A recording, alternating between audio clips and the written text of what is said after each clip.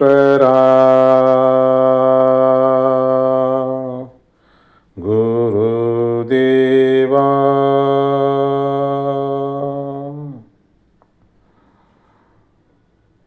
அம்மா பாடுறார், குரு அருளார். துருவ நட்சத்திரத்தின் பேரருளும் பேரொழியும், சப்தரிஷி மண்டலங்களின் பேரருளும் பேரொழியும் நாங்கள் பெற அருள்வாய் ஈஸ்வரா. துருவ நட்சத்திரத்தின் பேரருளும் பேரொழியும் எங்கள் உயிர்வழி உடல் முழுவதும் படர்ந்து இரத்த நாளங்களில் கலந்து இரத்த நாளங்களில் உள்ள ஜீவ ஆன்மாக்கள் ஜீவணுக்கள் அனைத்தும் பெற வேண்டும் ஈஸ்வரா.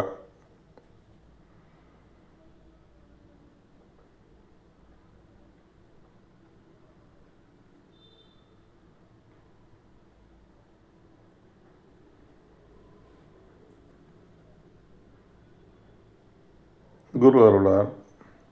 சப்தரிஷி மண்டலங்களின் பேரருளும் பேரொழியும் எங்கள் உயிர்வழி உடல் முழுவதும் படர்ந்து இரத்த நாளங்களில் கலந்து இரத்த நாளங்களில் உள்ள ஜீவ ஆன்மாக்கள் ஜீவணுக்கள் அனைத்தும் பெற அருள்வாய் ஈஸ்வரா.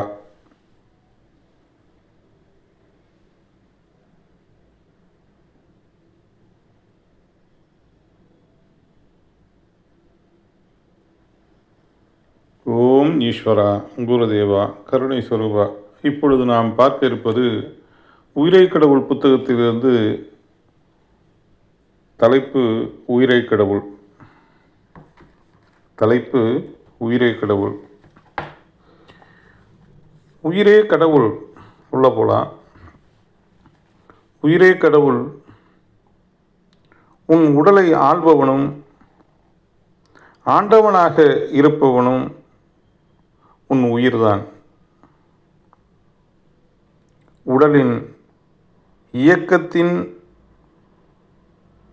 உணர்வில் எழும் எண்ணத்தினால் சுவாசிக்கும் உணர்வே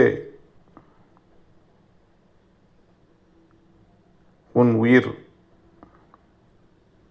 சுவாசிக்கும் உணர்வே இறையாகி உடல் வளர இறைவனாகின்றான். உன் உடலிலே சேர்த்துக்கொண்ட உணர்வின் ஆற்றலை உன் சொல்லின் செயலின் ஆற்றலும், அதாவது மயில் துத்தத்தை விஷத்தை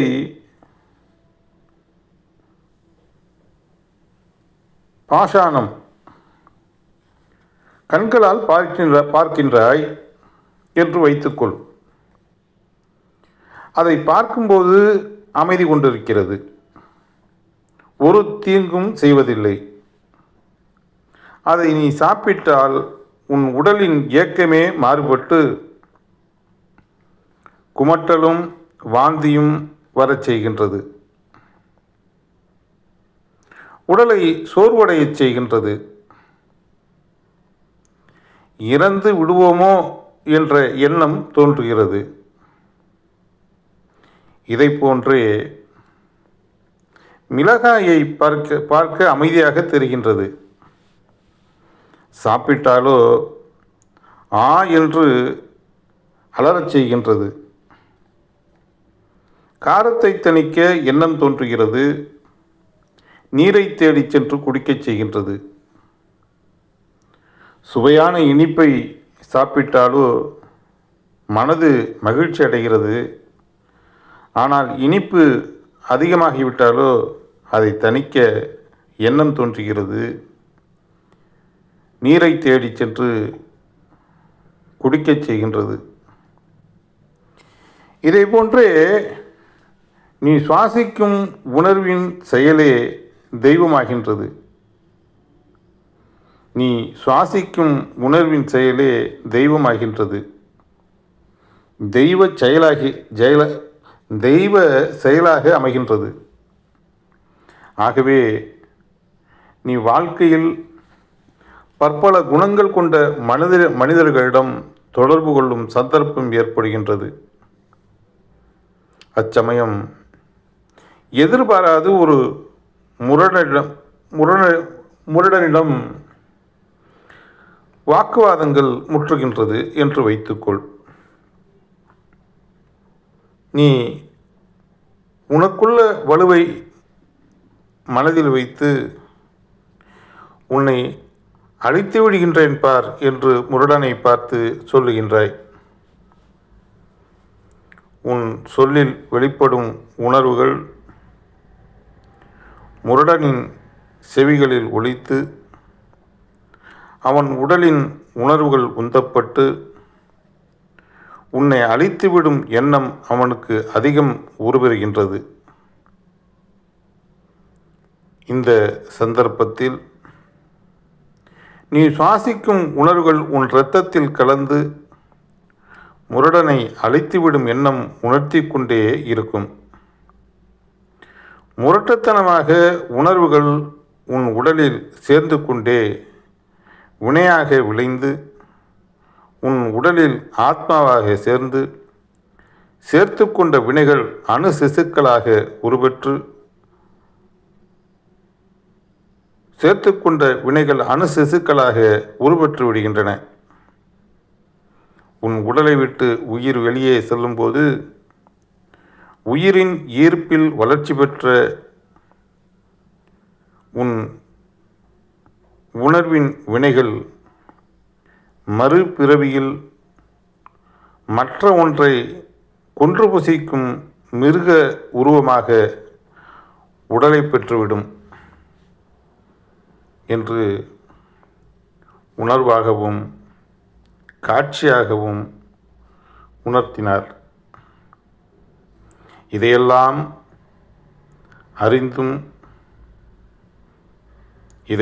அறிந்தும் என்னை அறியாது எனக்கு பய உணர்வுகள் வந்து கொண்டிருந்தது. இதையெல்லாம் அறிந்ததும்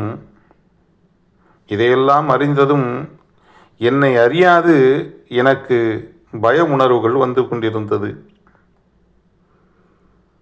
என் சொல்லும் செயலும் நன்மை செய்யும் நிலை பெற வேண்டும்.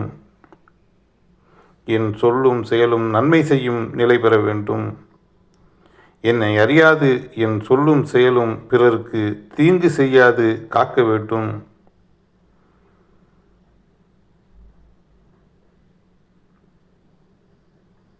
என் சொல்லும் செயலும் நன்மை செய்யும் நிலை பெற வேண்டும்.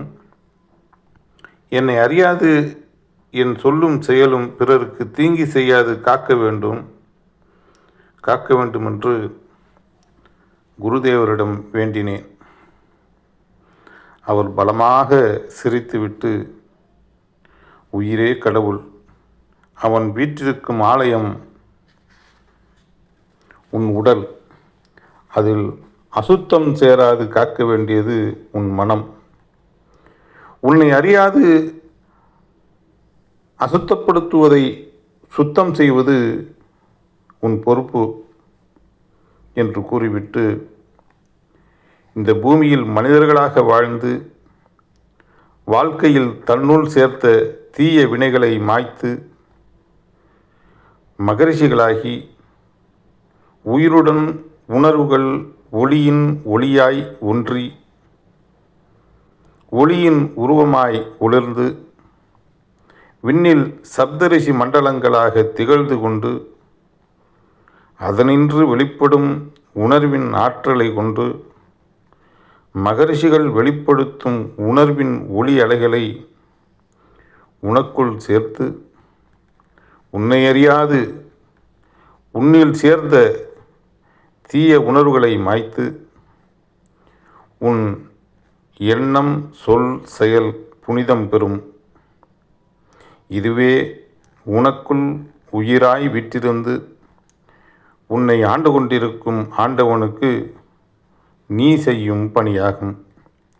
இப்பணியில் ஆண்டவனின் பணியாக நீ ஒளிநிலை பெறுவாயாக என்று ஆசீர்வதித்தார். ஓம் ஈஸ்வரா குருதேவா கருணை ஸ்வரூபா. இந்த அளவில் ஞானகுரு என்று அழைக்கப்படுகின்ற மாமகரிஷி வேணுகோபால சுவாமிகள் இதை நிறைவு செய்து கொள்கின்றார்கள். ஆகவே துருவ தியானத்தை செய்வோம். 3 வேளை தியானம் செய்வோம். இரவில் படுக்கச் செல்லும் முன் கிரிவலம் வருவோம். அதாவது காலையிலேருந்து பார்த்து இரவு வரைக்கும் பார்த்த தீமைகளை எல்லாம் ஆத்மசுத்தி பண்ணி கழிக்கிறது தான் கிரிவலம்ங்கிறது. கிரிவலம் வருவோம். உயிருடன் ஒன்றி இரத்த நாளத்தில் சுழலச் செய்து அந்த மகரிஷிகளின் பேரொழியை படரச் செய்து தீமைகளை கரைப்போம். வாழ்க்கையில் அனுதினமும் ஆத்ம சுத்தி செய்வோம். உயிருடன் ஒன்றிய உணர்வுகளை அனைத்தையும் ஒளியின் சரீரமாக உருவாக்குவோம்.